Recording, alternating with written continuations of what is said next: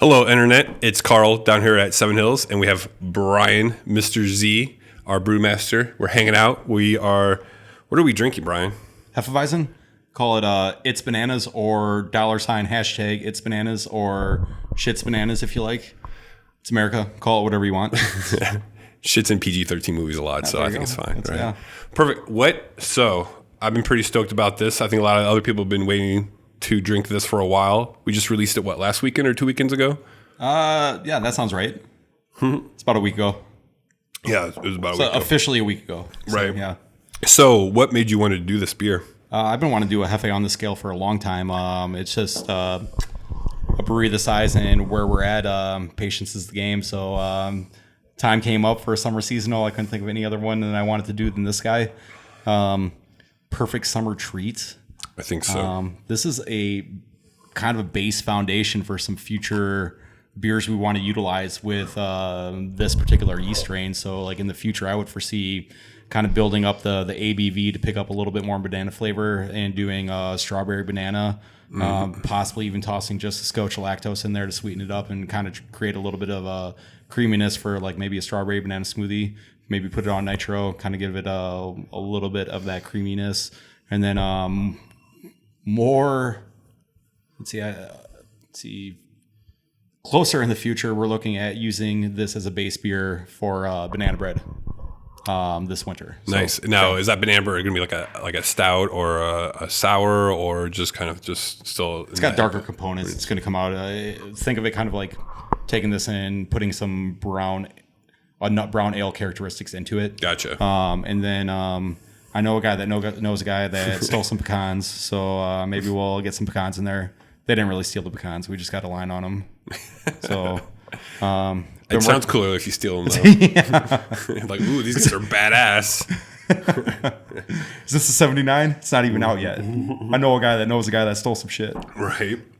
But no, I always love Hefeweizens, like especially when you get the nice banana and clove in there. You would like to think that the yeast strain's going to do all the work and you can't go wrong with it, but turns out I've had a couple of bad Hefeweizens. Got to be a little patient with it. Right. Let the phenols clean up a little bit. Otherwise, you're going to get kind of that plastic vinyl record sort of phenolic characteristic. We push this definitely in the direction of banana ester, and then you're definitely getting some banana bubblegum coming across. Thank you, Hefeweizen yeast strain, this one in particular, because it is right on point. We stressed out the yeast intentionally to really drive up that ester profile. Went all Sriracha Ace hops on the front end to volatilize the dilliness out and bring a little bit of lemon characteristic. We are in America. We've certainly seen people garnish their Hefeweizen with a lemon slice before. Hoping nobody does that here. If they want to, that's fine. But this was kind of hey, let's get some lemon characteristic in there. Sure. Finished it with some Simcoes. Those are kind of fruity as well. Did a heavy calcium chloride addition to bring out some sweetness, and went straight from a protein rest to an alpha rest to bring some dextrin profile out to sweeten up the product. So, we took a traditional product, did a traditional grain bill on it, and then Americanized it just a little bit. And one thing I really like about this is sometimes less is more. So we use 6 ingredients on this: barley, hops, yeast, water, oats, wheat. That's it. Nice. Don't be confused just because banana's in the name. We bring that out with the yeast. There is no banana in this product. I'm not saying in the future we won't put banana in a product. I'm just saying in this product, it's a minimalistic approach in regards to creating a little bit more of a challenge for yourself and creating a good product with less products. Yeah, I mean, it definitely turned out very well. You would have surprised me by saying there's no actual banana extract or flavoring or whatever you want to call it. Hey, you know what? Turns out that was all the yeast, not me at all. We just laid it out for it to play it out. That's it. You told it to do a job and it did its job. So we just manipulated we flavored the wort and let it do its thing. Yeah, I mean, I love these kind of Hefeweizens. They're really hard to find. That ones that I like. I usually don't drink them because they're usually not what I like, but this is definitely great. And I can't wait till it's like 100 degrees outside. Yeah. Yeah. It's a nice crisp 1-inch head on the top. Mm-hmm. That's the one thing I really like about Belgian Wits, Hefeweizens, anything with a lot of wheat in it. You get that crisp white head on the top. Yes. And it's creamy. Yep. And it's just really inviting to drink. I did use a pale wheat, which darkened it up a little more than I wanted, but it brought out just a little bit more sweetness. So it was kind of give and take there. I think it's got a good color, good golden color to it. Once you get out in the sun, it's kind of more on point with where like a traditional hefeweizen would be. Sure. But this is America, so I may sacrifice a little bit darker color for a little bit. We do what we want and how we want. Kinda, pretty much. Use it as a training or as a baseline and then make it our own. For sure. Which is what makes us great and makes you a great brewmaster. And that's why I sit there and enjoy your hard work. Okay. Cheers, buddy. Touching tips. So, word on the street is that you're kind of doing something different with our Moanin-N-Groanin. That was a 3-phase project. If I'm going to be perfectly honest, I wish I would have just tore the Band-Aid off and just did it all at once. But we're on our last phase, so we're going to open it up to distro. It's going to lighten up in a little bit in color, and it's going to move into unfiltered, and we're getting a little bit of wheat in there. That's just generally speaking a good idea for any sour, especially kettle sours.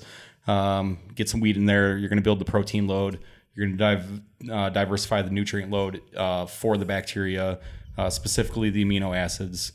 And then it's Moanin-N-Groanin. Sean's original idea was to kind of base it off of lemon head. And so if we lighten up the color a little bit and get that haze in there, like the idea beyond that as a secondary component is, hey, it's going to look more like a lemon head as far as color and clarity or lack thereof. Right. But yeah, we've definitely, that was one thing we were completely overhauled. We changed the bacteria load on that. We're using a little bit of cocktail. We went from lacto D to lacto B and P, and that is far more effective. And it kind of diversifies the organic acid load in there, which kind of diversifies your ester load and gives you a little bit more fruitiness. And then fresh hand zested lemon.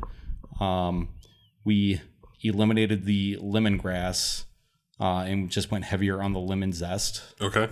And then Sriracha Aces on the front end for that lemoniness. And we're finishing it with a little bit of lemon drop. So this is a fun one. We got a little bit of dextro pills in there too. That's another change to sweeten it up a little bit.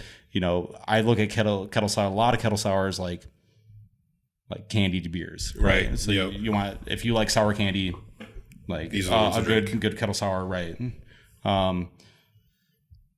Do you think our normal Moanin-N-Groanin, just average customer drinker, is going to be able to tell a huge difference, or do you think it's going to take someone that knows beers to be able to taste the difference? Well, you taste with your eyes. So like if you go from one to the other as a reference point, you're immediately going to notice like, hey, this is lighter in color. Okay. Maybe it's a little bit hazier. Not really sweating that. The important thing is it's a better product. Sure. This is our flagship sour, so it's meant to be a beginner sour. It's meant to be easy drinking. So we're gonna keep the pH roughly where it's at. Yep. We do a couple of other little tricks or culinary tricks, we'll say, to kind of make it our own as far as supplementing a little bit of citric components in naturally. But I think when we first started out, that was not soured to a point where I would call it sour. It was tart. It is most definitely sour now. Yep.